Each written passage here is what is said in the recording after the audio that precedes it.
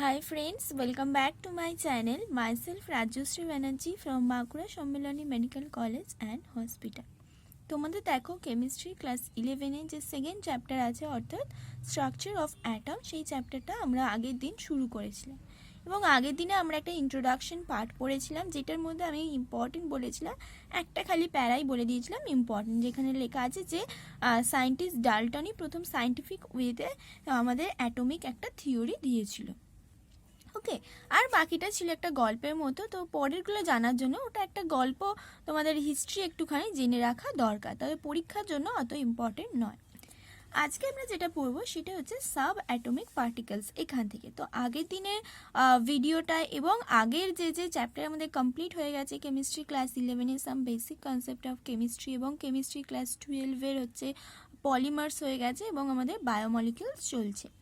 আর biology আমাদের human physiology অনেকগুলো চ্যাপ্টারই complete হয়ে গেছে। তো তোমরা যারা নতুন তাদেরকে বলবো তোমরা চ্যানেলে গিয়ে ভিজিট করো এবং সেখানে দেখবে হোম ভিডিওস প্লেলিস্ট এরকমভাবে বার করা আছে, সেই বারেতে ক্লিক করলে প্লেলিস্টে প্রত্যেকটা চ্যাপ্টারের নাম দিয়ে কিন্তু প্লেলিস্ট করা আছে এবং সেই প্লেলিস্টে কি আছে সেখানে যতগুলো ভিডিও আছে সবকটা পরপর সিকোয়েন্স ওয়াইজ আছে এবং ভিডিওগুলো তোমরা দেখে থাকবে।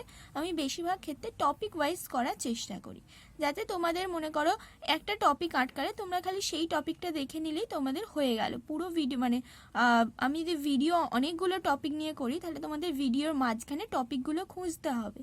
তো এই ক্ষেত্রে কিন্তু খোঁজার দরকার নেই, কারণ টপিক ওয়াইজ ভিডিওগুলো কিন্তু করা আছে। সেই জন্য যেরকম টপিক আছে, অর্থাৎ ছোট টপিক হলে ছোট, বড় টপিক হলে বড় ভিডিও করা আছে। তো তোমরা ওখান থেকে গিয়ে নিজেদের যেটা দরকার সেখান থেকে দেখে নিতে পারো।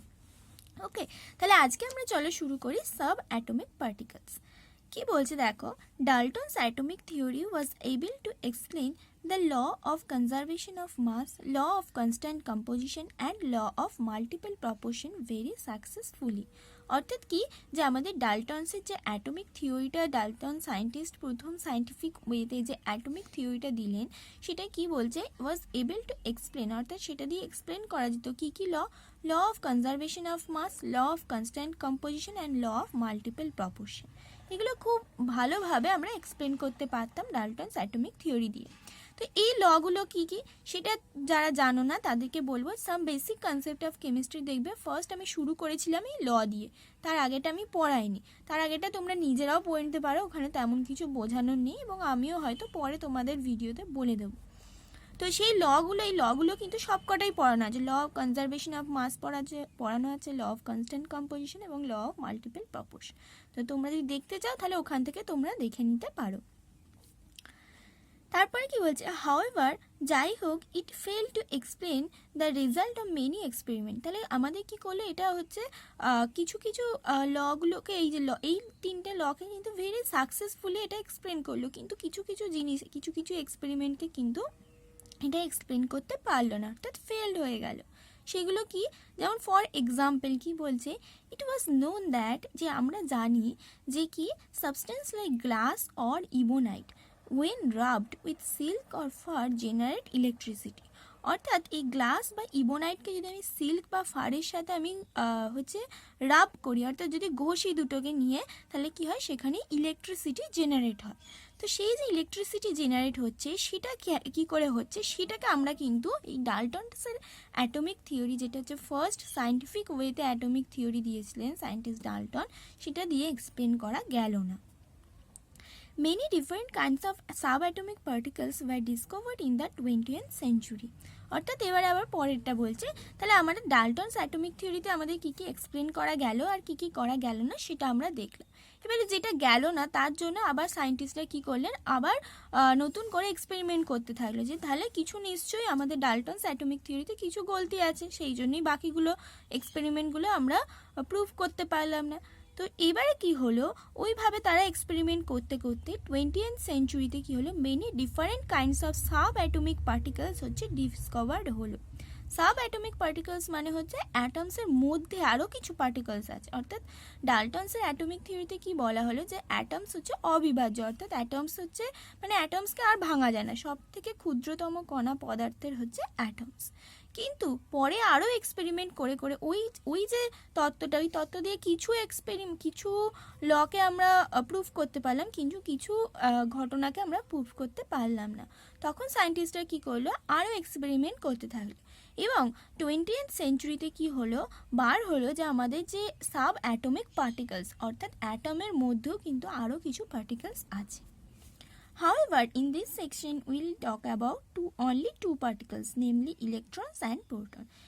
এই সেকশনটায় আমরা কি দুটো পার্টিকেল সম্বন্ধে জানবো, ইলেকট্রন এবং প্রোটন সম্বন্ধে। এবারে চলো আমরা পড়ি Discovery of electron. Discovery of electron কি বলছে, in 1830 Michael Faraday showed that if electricity is passed through a solution of an electrolyte, chemical reaction occurred at the electrode, which result in the liberation and deposition of matter at the electrode.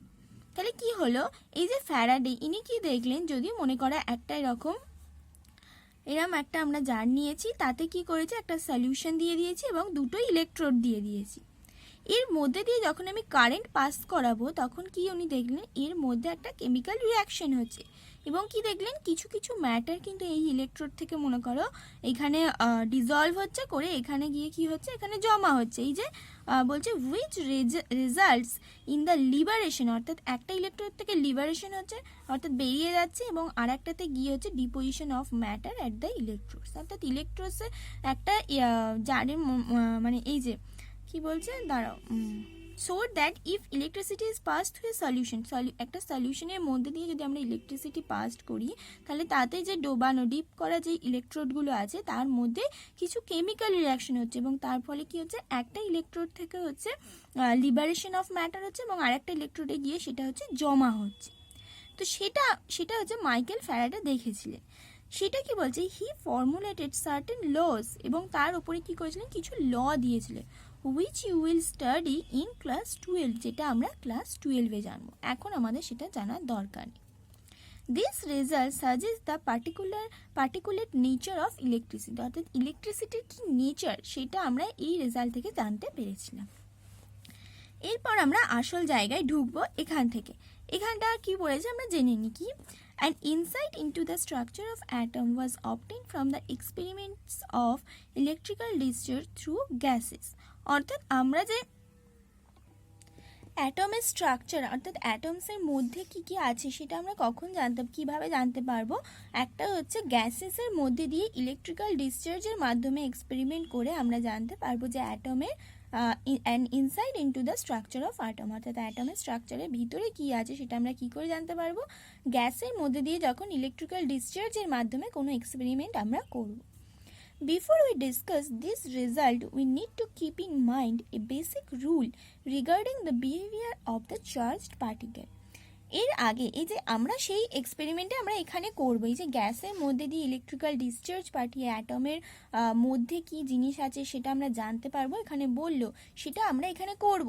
তার আগে বলছে আমাদের একটা জিনিস খুব ভালো করে মাথায় ঢোকাতে হবে, কি বলছে, before we discuss this result we need to keep in mind, অর্থাৎ আমাদের মাথায় রাখতে হবে কি, একটা basic rule regarding the behaviour of the charge particle, অর্থাৎ চার্জ পার্টিকেলের রিগার্ডিংয়ে একটা বেসিক রুল কিন্তু আমাদের মাথায় রাখতে হবে। এই যে এক্সপেরিমেন্টটা আমরা করব, কি এক্সপেরিমেন্ট, গ্যাসের মধ্যে দিয়ে ইলেকট্রিক্যাল ডিসচার্জ পাঠিয়ে অ্যাটমের স্ট্রাকচারের মধ্যে কি আছে সেটা আমরা দেখব, তার আগে আমাদের এই বেসিক রুলটাকে মাথায় রাখতে হবে। কি রুল সেটা, like charges repels each other and unlike charges attract each other. মানে কি, লাইক চার্জেস মানে প্লাস প্লাস কি করবে, রিপেল করবে, অর্থাৎ কি করবে, বিকর্ষণ করবে, দুজনের থেকে সরে যাবে। আর যদি প্লাস মাইনাস থাকে তাহলে কি হবে, তাদের মধ্যে অ্যাট্রাকশন হবে, অর্থাৎ তারা আকর্ষিত হবে। বোঝা গেল, যদি মাইনাস মাইনাস থাকে তাহলে কি হবে, তারা লাইক চার্জেস সেখানেও রিপেল করবে, আর প্লাস মাইনাস থাকলে সেখানে কি হবে, অ্যাট্রাক্ট করবে। এটাই হচ্ছে এখানে মনে রাখার দরকার। এতক্ষণ আমরা যা পড়লাম তার মধ্যে এইটাই হচ্ছে এখানে মনে রাখার, যে like charges repel each other and unlike charges attract each other. বোঝা গেল। এরপর আমরা আসি আসল এক্সপেরিমেন্টটা, যে কিভাবে আমাদের এই যে ডিসকভারি অফ ইলেকট্রন আমরা যে টপিকটা পড়ছি সেটা কি করে ইলেকট্রনটা ডিসকভার হয়েছিল। In mid 1850s, many scientists, mainly Faraday, began to study electrical discharge, in particular evacuated tubes known as cathode ray discharge tube. অর্থাৎ ক্যাথোড রে ডিসচার্জ টিউব কাকে বলা হয়? একটা হচ্ছে ইভ্যাকুয়েটেড টিউব। ইভ্যাকুয়েটেড মানে হচ্ছে তার থেকে কিছুটা পরিমাণ বাতাস কিন্তু বার করে দেওয়া হয়েছে। অর্থাৎ পরে আমরা পড়ব যে লো প্রেশার, অর্থাৎ একটা নির্দিষ্ট পরিমাণ এয়ার কিন্তু আমরা এই যে ভ্যাকুয়াম পাম্পের মাধ্যমে আমরা বার করে দিতে হয়, সেটাই বলছে পার্শিয়ালি ইভ্যাকুয়েটেড। পুরো ফুললি ইভ্যাকুয়েটেড মানে হচ্ছে তার মধ্যে কোনো রকম বাতাস থাকবে না, আর পার্শিয়ালি ইভ্যাকুয়েটেড মানে হচ্ছে কিছুটা পরিমাণ বাতাস আমরা বার করে দেবো, অর্থাৎ তার মধ্যে হচ্ছে একটা লো প্রেশার মেনটেন রাখবো। এই লো প্রেশার মেনটেন রাখার টিউবের মধ্যে দিয়ে, গ্যাসের মধ্যে দিয়ে যখন আমরা ইলেকট্রিক্যাল মানে এই টিউব যেটা হচ্ছে আমাদের ইলেকট্রিক্যাল ডিসচার্জে হচ্ছে কাজে লাগে স্টাডিতে, সেই টিউবটাকে আমরা কি বলি? Cathode ray discharge tube. আর এবার পড়ি, in mid 1850s many scientists, mainly Faraday, began to study electrical discharge, অর্থাৎ তার ইলেকট্রিক্যাল ডিসচার্জের এই যে স্টাডিটা, সেটা উনি একটা টিউবের মধ্যে দিয়ে শুরু করেছিলেন। সেই টিউবটা কি? ইন পার্শিয়ালি ইভ্যাকুয়েটেড টিউব, যেটা known as cathode ray discharge tube. তাহলে ক্যাথোড রে ডিসচার্জ টিউব কি যদি তোমাকে বলা হয়, তাহলে তোমাকে বলতে হবে যে পার্শিয়ালি ইভ্যাকুয়েটেড টিউব, যার মধ্যে দিয়ে ফ্যারাডে হচ্ছে প্রথম ইলেকট্রিক্যাল ডিসচার্জ এর যে স্টাডি, অর্থাৎ তিনি আগে যে বলেছিলেন যে আমরা জেনেছি যে ইলেকট্রিক্যাল ডিসচার্জ যদি গ্যাসের মধ্যে দিয়ে করায় তখনই আমরা অ্যাটমের মধ্যেটা জানতে পারবো। তো উনি কী করেছিলেন? ইনি আমরা একটা পার্শিয়ালি ইভ্যাকুয়েটেড টিউব নিয়েছিলেন, করে তার মধ্যে দিয়ে ইলেকট্রিক্যাল ডিসচার্জের প্রথম স্টাডিটা শুরু করেছিল। সেই টিউবটাকে বলছি cathode ray discharge tube. It is depicted in figure 2.1, অর্থাৎ 2.1-এ দেখো ডেপিক্টেড করা আছে। এটা 2.1a আছে, 2.1b, অর্থাৎ এই যে টিউবটা এটাকে বলা হচ্ছে ক্যাথোড রে ডিসচার্জ টিউব। এটা হচ্ছে partially evacuated tube. A cathode ray tube is made of glass containing two thin pieces of metal called electrodes, অর্থাৎ ক্যাথোড রে ডিসচার্জ টিউব হচ্ছে এটা হচ্ছে একটা গ্লাস দিয়ে তৈরি, মানে এই যে টিউবটা তৈরি আছে এটা হচ্ছে গ্লাস দিয়ে তৈরি, এবং এর মধ্যে হচ্ছে দুটো মেটাল থাকে, এদিকে একটা মেটাল থাকে। দেখো এটা যদি আমরা দেখি এদিকে এই ছবিটা, তাহলে দেখো এই যে টিউবটা আছে এটা হচ্ছে ক্যাথোড রে ডিসচার্জ টিউব। কেন? এখানে হচ্ছে পার্শিয়ালি ইভ্যাকুয়েটেড টিউব, অর্থাৎ এই যে ভ্যাকুয়াম পাম্প, এই ভ্যাকুয়াম পাম্প দিয়ে আমরা কিছুটা পরিমাণ এয়ার আমরা কিন্তু বার করে দিয়েছি, করে এই প্রেশারটা কিন্তু লো প্রেশারে আছে, তাই একে আমরা বলছি পার্শিয়ালি ইভ্যাকুয়েটেড টিউব। এটাকেই বলা হচ্ছে ক্যাথোড ডিসচার্জ টিউব। এটা হচ্ছে গ্লাস দিয়ে তৈরি, অর্থাৎ এই যে টিউবটা এটা গ্লাস দিয়ে তৈরি, আর এর মধ্যে হচ্ছে দুটো আমাদের মেটাল দিয়ে তৈরি হচ্ছে আমাদের দুটো ইলেকট্রোড থাকে। এই যে বলছে containing two thin piece of metal, অর্থাৎ এই যে একটা হচ্ছে এটা আর একটা হচ্ছে এটা হচ্ছে two thin piece of metal. এই দুটোকে বলা হচ্ছে ইলেকট্রোড। একটাকে বলছি ক্যাথোড, একটাকে বলছি অ্যানোড। বোঝা গেল? ব্যাটারির সাথে, ব্যাটারির যেদিকে নেগেটিভ থাকে সেদিকের সাথে যে ইলেকট্রোডটা যোগ করা আছে তাকে আমরা বলবো ক্যাথোড, আর ব্যাটারির পজিটিভ দিকের সাথে যেটা যোগ করা আছে এই যে পজিটিভ, সেটাকে আমরা বলবো অ্যানোড। তাহলে এটা একটা গ্লাস কন্টেনিং টিউব নিয়েছি, যেটা হচ্ছে একটা পার্শিয়ালি ইভ্যাকুয়েটেড। কিভাবে পার্শিয়ালি ইভ্যাকুয়েটেড করেছি? সেটা হচ্ছে এই ভ্যাকুয়াম পাম্প দিয়ে আমরা এয়ারটাকে বার করে এর মধ্যে লো প্রেশার করে নিয়েছি, সেটাকেই বলা হচ্ছে পার্শিয়ালি ইভ্যাকুয়েটেড। এর মধ্যে দুটো থিন মেটাল আছে, থিন মেটাল প্লেট, যেটাকে আমরা বলছি ইলেকট্রোড। এবার ইলেকট্রোড হচ্ছে দু রকমের হয়, ক্যাথোড আর অ্যানোড। কাকে ক্যাথোড বলবো, কাকে অ্যানোড বলবো? ব্যাটারির সাথে, ব্যাটারির পজিটিভ প্রান্তের সাথে যে ইলেকট্রোডটা যোগ থাকবে তাকে আমরা বলবো অ্যানোড, আর ব্যাটারির নেগেটিভ প্রান্তের সাথে যে ইলেকট্রোডটা যোগ থাকবে তাকে আমরা বলবো ক্যাথোড। তাহলে আমরা আবার এখানে যাই, কি বলছে তারপর, এই যে called electrode sealed in it, অর্থাৎ ওখানে আটকে দেওয়া হলো। The electrical discharge through the gases could be observed only at very low pressure and a very high voltage, অর্থাৎ এই যে ইলেকট্রিক্যাল ডিসচার্জটা দেখা যাবে সেটা যখন আমরা ওই টিউবটার ভিতরে লো প্রেশার এবং ভেরি হাই ভোল্টেজে রাখবো, তখনই কিন্তু গ্যাসের মধ্যে ইলেকট্রিক্যাল ডিসচার্জটা আমরা দেখতে পাবো, নাহলে আমরা দেখতে পাবো না। সেই জন্যই ওখানকার লো প্রেশার রাখা হচ্ছে। The pressure of different gases could be adjusted by evacuation, অর্থাৎ ডিফারেন্ট গ্যাসের প্রেশারটাকে ওই যে আমাদের ভ্যাকুয়াম পাম্প দেখলাম ওটা দ্বারা অ্যাডজাস্ট করে নেওয়া হয়, লো প্রেশার করা হয় এবং হাই ভোল্টেজ করা হয়। when sufficient high voltage is applied across the electrode, তাহলে আমরা কি করলাম, এর মধ্যে আমরা গ্যাস ভরে দিলাম, করে সেটাকে একটা লো প্রেশারে নিয়ে চলে এলাম এই ভ্যাকুয়াম পাম্পের সাহায্যে এয়ারটাকে সেরকম মতো বার করে সেটাকে লো প্রেশার করে দিলাম। এবারে যখনই ভেরি হাই ভোল্টেজ দেওয়া হলো তখনই কি হলো, এই যে বলছে when sufficient high voltage is applied across the electrode, ওই যে ইলেকট্রোড দুটো আছে, একটা ব্যাটারির পজিটিভ আর একটা ব্যাটারির নেগেটিভের সাথে যোগ, ক্যাথোড আর অ্যানোড। পজিটিভ যেটা সেটা হচ্ছে অ্যানোড আর তোমার নেগেটিভ যেটা সেটা হচ্ছে ক্যাথোড। তো এই যে ইলেকট্রোডের চারপাশে যখন হচ্ছে ইলেকট্রোডের দুদিকে যখন কি হলো হাই ভোল্টেজ দেওয়া হলো অ্যাক্রস দ্য ইলেকট্রোড, মানে দুটো ইলেকট্রোডের পার্থক্য যখন হাই হয়ে গেল তখন কি হলো, current start flowing through a stream of particle moving in the tube from the negative electrode to the positive electrode। কি দেখা গেল, কারেন্ট হচ্ছে আমাদের ফ্লো করছে একটা স্টিম অফ পার্টিকেল, অর্থাৎ যেন পার্টিকেলের একটা ফ্লো যাচ্ছে, যেমন নদীর জলস্রোত যায় ঠিক সেই রকমই দেখা যাচ্ছে একটা পার্টিকেলের যেন ফ্লো যাচ্ছে কোন দিক থেকে কোন দিকে, ক্যাথোড থেকে অ্যানোডের দিকে। অর্থাৎ ক্যাথোড কাকে বলা হয়, ব্যাটারির নেগেটিভ প্রান্তের সাথে যা যোগ থাকে, আর অ্যানোড কাকে, ব্যাটারির পজিটিভ প্রান্তে। তাহলে এখানে কি দেখা গেল, একটা স্ট্রিম অফ পার্টিকেল যাচ্ছে, স্ট্রিম অফ পার্টিকেল, স্ট্রিম মানে হচ্ছে প্রবাহ, অর্থাৎ পার্টিকেলের একটা প্রবাহ যাচ্ছে টিউবের মধ্যে দিয়ে, কোথা থেকে কোথায়, ফ্রম দ্য নেগেটিভ ইলেকট্রোড অর্থাৎ cathode to positive electrode anode. এটা আমরা এক্সপেরিমেন্টে দেখলাম। These were called cathode rays, অর্থাৎ তারপরে আমরা কি বললাম যে এই যে রেটা যাচ্ছে এটাকে আমরা বলছি cathode ray or cathode ray particles. The flow of current from cathode to anode was further checked by making a hole in the anode and coating the tube behind anode with phosphorescent material zinc sulfate। তো ওনারা কি করলেন সায়েন্টিস্টরা, এখানে তো প্রবাহ একটা দেখলেন কখন, হাই ভোল্টেজ এবং লো প্রেশার, এটা কিন্তু মাথায় রাখবে। এখান থেকে এটাই মাথায় রাখা যে আমাদের সবসময় আমরা যখনই মানে ওই যে ক্যাথোড রে ডিসচার্জ টিউবটা নিলাম ওখানে কখন আমরা ইলেকট্রিক ডিসচার্জটা দেখতে পারবো, যখন আমাদের very low pressure at very high voltage. এটা হচ্ছে এখানে আরেকটা second important point. First important point আমরা জেনেছিলাম এই রুলটা, like charges repel each other and unlike charges attract each other. Second point কোনটা মনে রাখার, very low pressure and very high voltage রাখতে হবে, তবেই আমরা ক্যাথোড রে ডিসচার্জটা দেখতে পাবো।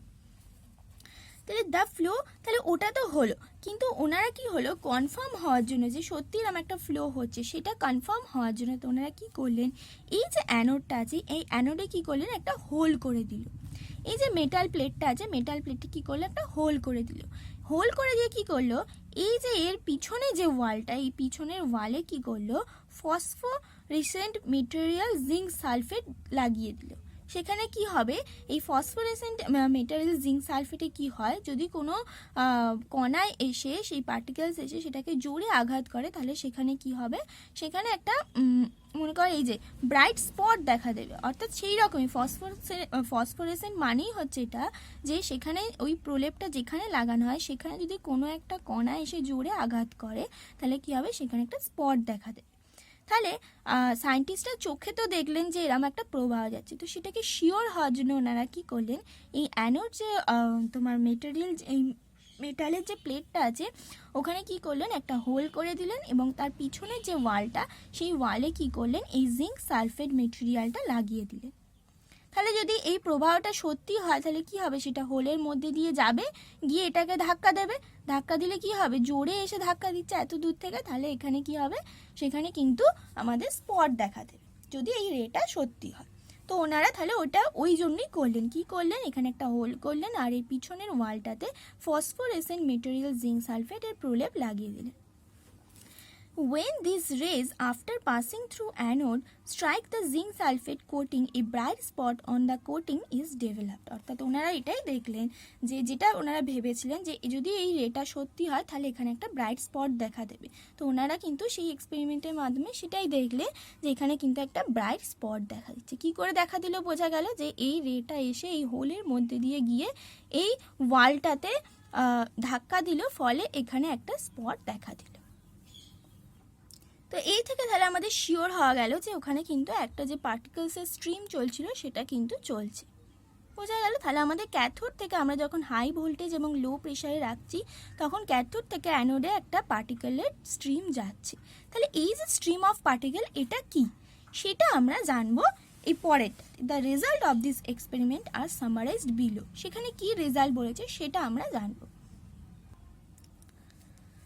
কি বলছে, the cathode ray starts from cathode and move towards the anode. অর্থাৎ এটা আমরা দেখলাম যে ক্যাথোড থেকে কোথায় গেল, এই যে ক্যাথোড থেকে এই যে নিচে দেখো এটা দেখিয়েছে যে এখানে একটা হোল করে দেওয়া হয়েছে। এই যে লাল যে প্লেটটা উপরে ছিল ওটার মধ্যে একটা হোল করে দেওয়া হয়েছে, এই যে হোল করে দেওয়া হয়েছে, এবং কি হয়েছে এখানে ফসফোরেসেন্ট কোটিং দেওয়া হয়েছে। ফলে কি হবে, এখান থেকে এসে এই হোলের মধ্যে দিয়ে পার্টিকেলসগুলো এসে এখানে ধাক্কা দিলে এখানে স্পট তৈরি হবে। সেটাই এই সেকেন্ড পিকটা দিয়েছে। তাহলে আমরা কি দেখলাম যে রেটা স্টার্ট হয়েছিল ক্যাথোড থেকে, সেটা কি হচ্ছে অ্যানোডের দিকে মুভ করছে। These rays themselves are not visible but their behaviour can be observe with the help of certain kind of materials. অর্থাৎ কিছু মেটেরিয়ালস দিয়ে তাদের আমরা যে মানে বিহেভিয়ারটা সেটা তো আমরা ভিজিবল করতে পারবো না, সেটা যে কিছু মেটেরিয়ালস দিয়ে আমরা সেটাকে বিহেভিয়ারটাকে ডিটারমাইন করব। Which glow when hit by them. Television picture tubes are cathode ray tubes, and television picture results due to fluorescence on the television screen coated with certain fluorescent or phosphorescent material. অর্থাৎ টেলিভিশনে যে আমরা picture দেখি সেটাও কিন্তু এইভাবেই হয়। অর্থাৎ এখান থেকে একটা স্ট্রিম অফ পার্টিকেল এসে কি হয়, টেলিভিশনের স্ক্রিনটাতে এরমভাবে সেই টেলিভিশনের স্ক্রিনের ভিতর দিকে এরম একটা মেটেরিয়ালের প্রলেপ লাগানো থাকে। ফলে পার্টিকেলসটা এসে ওখানে যখন ধাক্কা লাগে ওখানে স্পট তৈরি হয়, এবং সেই রকম অনেকগুলো স্পট মিলে মিলে পিকচারটা তৈরি হয়ে যায়, যেটা আমরা সামনে থেকে দেখি। তো টেলিভিশনে ঠিক যেমন হয় এখানেও ঠিক তেমনই হচ্ছে। পরের পাতা আসি, 3 নম্বর কি বলছে, in the absence of electrical or magnetic field these rays travel in straight line. তাহলে এটা হচ্ছে আমাদের মনে রাখতে হবে কি, ইলেকট্রিক্যাল এবং ম্যাগনেটিক ফিল্ড যদি না থাকে তাহলে কিন্তু আমাদের যে ক্যাথোড রেটা আসছে এটা কিন্তু স্ট্রেট লাইনে যাবে। In the presence of electrical or magnetic field, the behavior of cathode rays are similar to that expected from negative charged particle, suggesting that the cathode rays consist of negatively charged particle called electrons. অর্থাৎ আমরা যদি presence of electrical এবং magnetic field absence থাকলে দেখলাম রেজটা কি হচ্ছে straight লাইনে যাচ্ছে। যদি প্রেজেন্স অফ ইলেকট্রিক্যাল এবং ম্যাগনেটিক ফিল্ড থাকে তাহলে আমরা কি দেখলাম ক্যাথোড রেজ যে বিহেভিয়ারটা সেটা একটা নেগেটিভলি চার্জড পার্টিকেলের বিহেভিয়ারের সেম। তো সেই দিকে ধরা গেল যে ক্যাথোড রেতে স্ট্রিমিং অফ পার্টিকেলসে যে পার্টিকেলসগুলো স্ট্রিম হয়ে যাচ্ছে সেই পার্টিকেলসগুলো তাহলে নেগেটিভলি চার্জড হতে পারে, এবং সেখান থেকে এই যে suggesting that the cathode rays consist of negatively charge particle called electrons. 5 number point, the characteristics of cathode rays do not depend upon the material of electrodes and the nature of the gas present in the cathode ray tube. অর্থাৎ এই যে cathode ray তার ক্যারেক্টারিস্টিক্সটা কিন্তু ওই দুটো মানে ইলেকট্রোডের material বা আমাদের ওই ভিতরে যে কি গ্যাস, যে গ্যাসটা নেওয়া হয়েছে লো প্রেশারে তার ওপর কিন্তু নির্ভর করছে না। কেন, আমরা দেখলাম অনেকগুলো এক্সপেরিমেন্ট করে সায়েন্টিস্টরা দেখলো বিভিন্ন মেটালের ইলেকট্রোড এবং বিভিন্ন গ্যাস নিয়ে দেখা গেল যে তা ওই যে ক্যাথোডের যে ক্যারেক্টারিস্টিক সেগুলো কিন্তু সেম থাকছে। এর থেকে কি কনক্লুশনে আসা গেল, Das we can conclude that electrons are the basic constituents of all atoms. অর্থাৎ প্রত্যেকটা অ্যাটমসের বেসিক কনস্টিটিউয়েন্টস হচ্ছে ইলেকট্রন। এটা সবার ক্ষেত্রে আলাদা আলাদা নয়, সব অ্যাটমসের ক্ষেত্রে কিন্তু ইলেকট্রন সেম, এটাই দেখা গেল। তাহলে আমরা মেন আমাদের যেটা মনে রাখতে হবে, তাহলে তোমরা এইভাবেও মনে রাখতে পারো, দেখো ক্যাথোড থেকে অ্যানোডের দিকে আমাদের পার্টিকেলসের স্ট্রিমটা যাচ্ছে, অ্যানোড কি পজিটিভ, ক্যাথোড হচ্ছে এই পার্টিকেলসের স্ট্রিমটা হচ্ছে এদিকে যাচ্ছে পজিটিভের দিকে, মানে কি অ্যাট্রাক্ট হচ্ছে পজিটিভের দিকে, পার্টিকেলসের স্ট্রিমটা অ্যাট্রাক্ট হচ্ছে। তাহলে পার্টিকেলসের চার্জটা কি হবে, এই যে আমরা জেনেছিলাম লস থেকে যে ডিফারেন্ট চার্জ হচ্ছে কি করে, unlike charge attract each other. অর্থাৎ এখানেও তাহলে কিন্তু ওই এই যে পার্টিকেলসগুলো সেগুলো হচ্ছে তাহলে নেগেটিভ হবে, এটা পজিটিভ হলে ওটা নেগেটিভ হবে যেহেতু অ্যাট্রাকশন হচ্ছে। তাহলে আমাদের আজকে এই অবধি আমরা পড়লাম খুব বেশি কিছু এখান থেকে কোশ্চেন তেমন আসে না, কিন্তু এগুলো কিন্তু জানা দরকার যে কিভাবে ইলেকট্রন ডিসকভার হয়েছিল। বোঝা গেল? আর এই যে এইটা ভেরি লো প্রেশার এবং হাই ভোল্টেজ, এটা কিন্তু মনে রাখবে, এবং ক্যাথোড রে ডিসচার্জ টিউব কাকে বলে, এবং পুরো গল্পের মতো করে পুরো জিনিসটাকে মনে রাখার চেষ্টা করবে। আর এইটা মনে রাখবে যে গ্যাস এবং ইলেকট্রনের মেটেরিয়ালসের ওপর কিন্তু ইলেকট্রনের ক্যারেক্টারিস্টিক্স ডিপেন্ড করে না। সেই জন্য ওখান থেকে কনক্লুড করলাম that electrons are the basic constituents of all the atoms. Okay, তাহলে পরের দিন আমরা পরের পার্টটা পড়বো, charge to mass ratio of electrons. Thank you.